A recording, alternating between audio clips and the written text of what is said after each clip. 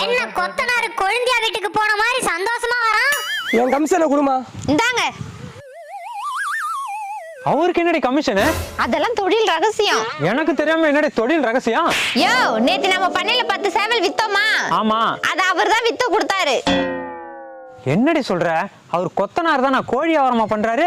அவர் கொத்தனார் வேலைக்கு போறாருல, அந்த வீட்டுக்காரங்க கிட்ட வாசல் சரியில்லை வாஸ்து சரியில்லைன்னு சொல்லி சேவலை பலி கொடுக்க சொல்வாரு. அந்த நேரத்துல நம்ம சேவலை வித்துற வேண்டியதான். இது யாரு கொடுத்த ஐடியாடி?